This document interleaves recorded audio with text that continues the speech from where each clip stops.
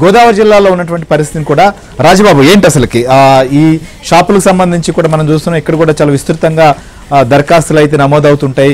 మనం గతంలో కూడా చూసాం ఈ ప్రాంతంలో కూడా, ఎందుకంటే వ్యాపారం కూడా ఆ ప్రాంతాల్లో ఎక్కువ జరుగుతూ ఉంటుంది. సో కాబట్టి ఇప్పుడున్నటువంటి పరిస్థితుల్లో ఎందుకు ఇలాంటి పరిస్థితి ఉంది? శ్రీహరి, గోదావరి జిల్లాల్లో మద్యం సిండికేట్ చక్రం తిప్పుతుందని చెప్పవచ్చు.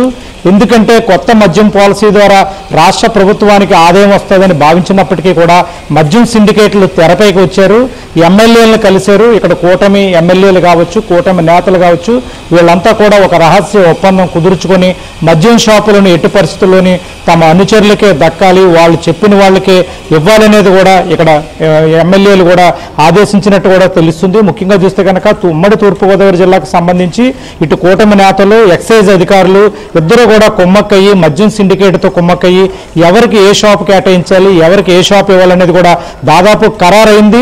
అంటే ఇప్పటికే మద్యం దరఖాస్తులకు సంబంధించి మరో 3 రోజులు సమయం ఉన్నప్పటికీ కూడా చాలా ప్రాంతాల్లో ఇప్పటికే ఎవరైతే ఎమ్మెల్యేలు సూచించిన వారికే మద్యం షాపు కూడా దక్కే అవకాశం ఉంది. కొంతమంది దరఖాస్తుదారులతో కూడా మనం మాట్లాడడం జరిగింది. వాళ్ళు చెప్పిన దాని ప్రకారంగా చూస్తే కనుక ఈ యొక్క సిండికేట్ స్పష్టంగా అర్థమవుతుంది.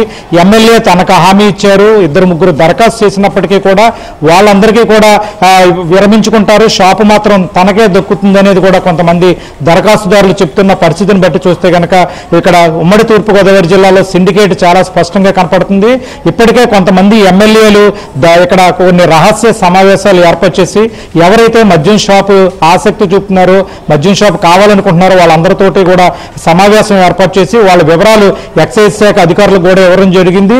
ఒకవేళ ఎవరైనా కొత్త వాళ్ళు గ్రామీణ ప్రాంతాల్లో కనుక దరఖాస్తు చేస్తే వాళ్ళకి దరఖాస్తు స్వీకరించకుండా భయభ్రాంతులకు గురి చేస్తున్న పరిస్థితి అయితే నెలకొంది. ముఖ్యంగా కాకినాడ జిల్లాకు సంబంధించి 155 షాపులకు ఇప్పుడు సుమారుగా 197 మంది దరఖాస్తు చేశారు.